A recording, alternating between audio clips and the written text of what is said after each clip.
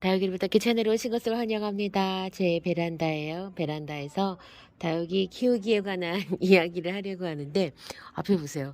벌써 이렇게 녹음이 푸르러졌습니다. 보통 다육이를 어디에서 제일 많이 키우냐 하면 제가 봤을 때는 베란다에서 가장 많이 키우고 계실 것 같아요. 근데 그 중에서도 뭐 거리대를 할 수 있냐 없냐, 확장형 베란다냐 아니냐, 이제 그런 차이들이 있을 겁니다. 그것은 통풍과 햇볕의 그 질과 양에서 차이가 조금 많이 있습니다.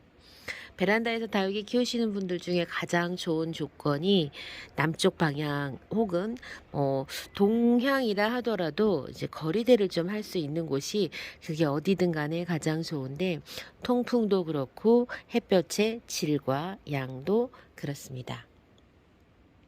이제 베란다에서 그나마 다육이를 조금 예쁘게 키우기 위해서는 어떻게 해야 하나 하는데, 이 이야기는 여러분 거리대를 사용하시는 분들보다는 이렇게 베란다 안쪽에서만 키우고 계신 분들을 위한 이야기를 드립니다.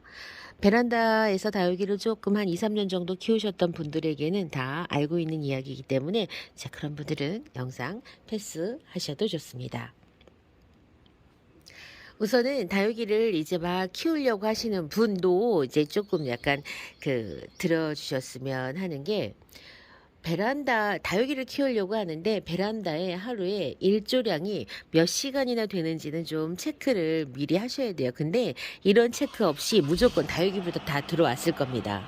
그래서 최소 4시간, 보통 6시간의 해가 필요를 한데 일조량이 부족하면 다육이는 금방 미워집니다. 그런 분들에게 생장등을 구매해서 햇볕을 보조하라고 하면 생장등의 가격 때문에 아마 뜨아 하실 겁니다.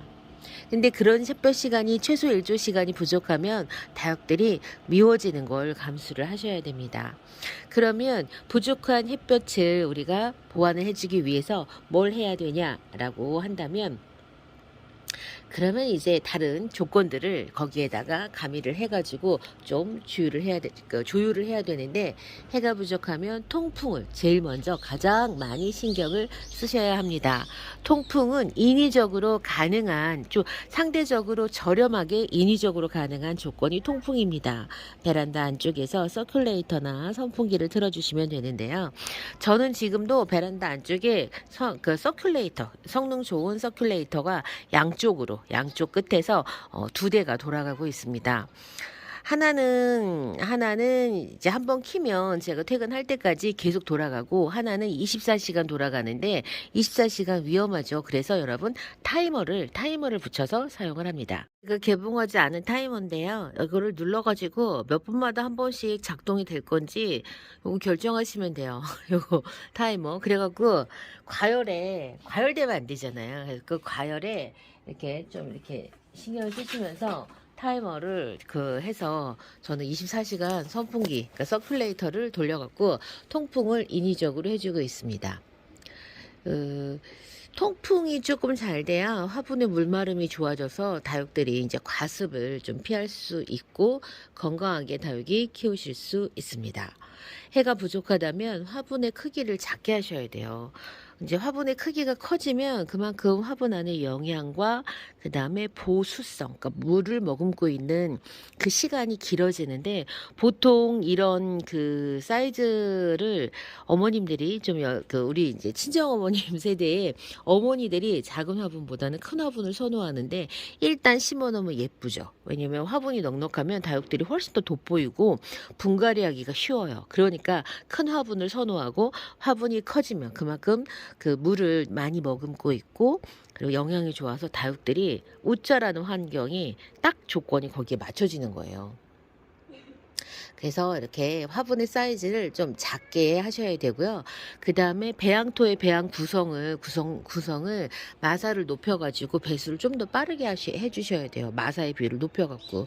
그리고 관수의 텀은 조금 조절을 하셔야 합니다. 이런 봄에는 저는 이제 키핑장에서 일주일에 한 번씩, 거리대도 저는 일주일에 한 번은 주진 않아요. 베란다 안쪽도. 그냥 필요한 다육이, 그러니까 유묘들, 잎꽂이들이나 제가 그렇게 자주 물을 주지, 거리대는 거의 2주에 한 번꼴로 물을 먹고 있는 것 같아요. 근데 사실 거리대는 일주일에 한 번씩 먹어도 되거든요, 봄에는. 그렇지만 저는 그렇게까지 또 주고 있지 않거든요. 이렇게 조절을 하셔야 돼요. 그 봄, 여름, 가을에 다육이가 생육 온도가 맞으면 계속 성장을 해요. 근데 성장을 해야 되는데 이 성장을 억누르면서 예쁘게 통통하게 성장을 하려고 하면 햇볕이 위에서 눌러줘야 돼요, 진짜로. 그런데 그런 역할을 하는 햇볕이 부족하다면 성장을 조금 더디게 하면서 키우는 것이 저는 조금이라도 더 예쁘게, 조건이 조금 나쁜 곳에서도 예쁘게 키울 수 있는 게 바로 이제 그런 거라고 생각을 합니다. 이제 처음부터 해가 부족한 환경이라고 하면은 다육이를 구입을 하실 때에도 그 환경에 맞는 다육이를 구매하는 게 좋은데 좀 덜 웃자라는 다육이를 구매를 하시면 좋을 것 같아요. 그럼 덜 웃자라는 다육이가 뭐예요? 라고 하면 목대로 크는 다육이 아닌 걸 고르시면 돼요. 이렇게 로제트가 얼굴에 딱 붙어 있는 거, 요런 애기들, 요런 애기들. 요런 애기들이 덜 웃자라요. 요런 애기들이. 근데 요런 애들, 목대 있는 애들. 자, 이렇게 미인류도 마찬가지예요. 미인류, 이렇게 목대로 자라는 다육들이 여러분 오팔리나도 빨리 옷 자랍니다, 여러분. 얘네들 빨리 옷 자라요. 요런 애기들은 여러분 빨리 옷 자라요. 빨리 옷 자라니까 다육이를 이렇게 딱 이렇게 보았을 때, 그러니까는 이렇게 얼굴이 화분에 착 달라붙어 있는 그런 다육들을 구매를 하시면 되는데, 대표적으로 먼노나, 도테랑, 온슬로우, 창 종류들이 옷자람이 조금 덜합니다. 또 하나는 묵둥이를 골라서 구매하는 것도 하나의 방법이긴 한데 그거는 이제 가격대가 조금 있죠, 여러분. 그러니까는 그런 부분들은 여러분이 선택을 하셔가지고 하시면 돼요. 근데 그것도 취향의 문제가 있기 때문에 또 꼭 또 그렇게 하기가 어렵습니다. 1,000원에서 2,000원의 그 어리고 그러니까 여린 그 다육들은요, 폭풍 성장기에 있어요. 그러니까 애들도 성장 호르몬이 많이 우리는 이제 성장 호르몬 안 나오잖아요. 그런 10대, 20대 초반에 성장 호르몬이 막 나오는 것처럼 이 다육들도 유묘였을 때는 그 성장이 굉장히 빨라요. 그래서 1,000원, 2,000원짜리 다육들을 사면 많이 웃자라는 이유가 그런 거예요. 그런 다육들이 묵둥이가 아니고 이제 막 성장시켜갖고 화분에 뿌리만 활짝 시켜서 나오는 애들이 많거든요. 그래서 잘 웃자라요. 성장기에 있는 아가들이니까. 그 성장기에 있는 아가들이 또 왜 잘 죽냐? 이 잎이 조직이 단단하지 않기 때문에 무름에 취약해요. 그래서 질병에도 약하고 무름병에도 약해갖고 우리가 1,000원, 2,000원 가격 접근하기는 쉽지만 키우기가 까다롭고 병충해로 자꾸 잃는 이유가 그런 이유라고 생각을 하시면 됩니다. 또 이제 그 저와 같이 거리대를 할 수 있는, 그러니까 거리대를 할 계획이 있으신 분들은 반드시 아파트 규약에 따라서 거리대가 가능한지 확인 꼭 하셔야 됩니다. 저는 아파트가 조금 오래된 아파트예요. 오래된 아파트여갖고 거리대 자체가 이렇게 설치가 되어 있어요. 지금 아주 그러니까는 예전에 이제 이렇게 한 거죠. 그래서 이렇게 거리대가 있어가지고 있는 거리대로 활용을 하면서 이제 옆에다 하나 더 걸고 이렇게 다육이를 키우고 있는 거예요. 그다음에 또 하나는 이제 선반은 이제 베란다 안쪽에 다 선반 놓고 키우잖아요. 선반 놓고 다 키우는데 이 선반도 저도 경험을 해봤지만은 다육이를 키우는 베란다 안쪽에 선반을 이야기하는 거예요. 이 선반이 그러니까는 이렇게 다육은 물을 수시로 주잖아요. 저렴한 거 구입하시면은 녹이 슬어요. 그래서 다시 사고 싶어요. 그러니까는 그게 보통 일입니까?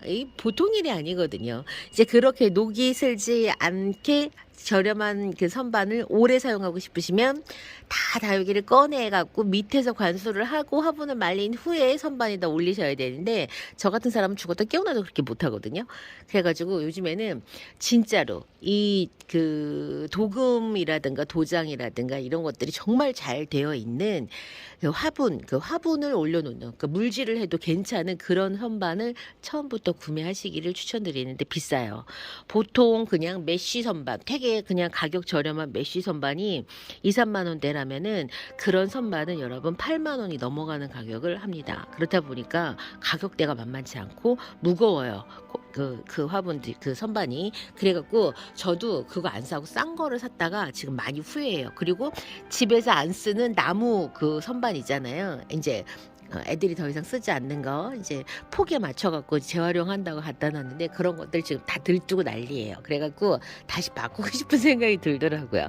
자, 요런 부분들은 제가 다육이 한 4년 정도 키워보니까 이런 현상들이 일어나요. 근데 나는 4년까지는 나는 안 키울 수도 있어 라고 하시는 분들은 괜찮아요. 일단 시작은 착한 선반, 그 다음에 재활용 선반 하셔도 괜찮습니다. 그래서 그거는 이제 저처럼 좀 장기간 키우실 분들을 위해서 저는 그래서 요번에 선반을 다 바꾸려고 지금 준비를 하고 있는 거예요.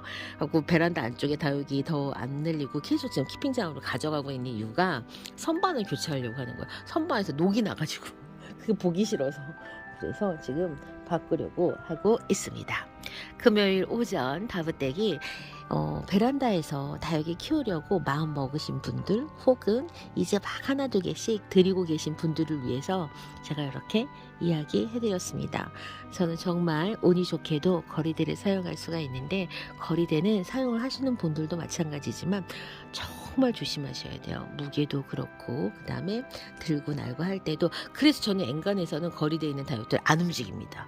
진짜로 움직이지 않고 그냥 한번 들어오면 거의 붙박이로 이렇게 내두고 있어요. 위험하니까. 그래서 이제 자기가 다 관리하기 나름이지만은 어쨌건 조심하셔야 됩니다. 여러분들 어디서 어떤 한 분이 이제 이 거리대 사용하시다가 혹시 불미스러운 일이 생겼다. 전국에 계신 거리대 사용 엄마들이 못 쓸 수도 있습니다. 그러니까 우리는 정말 연대의식을 갖고 조심조심 하셔야 합니다. 저는 금요일 오전 베란다 소식 여기에서 전해드리고 다음 시간 다시 뵐게요. 오후에도 순차로 업로드되는 영상들로 찾아뵐게요. 그럼 안녕히 계세요.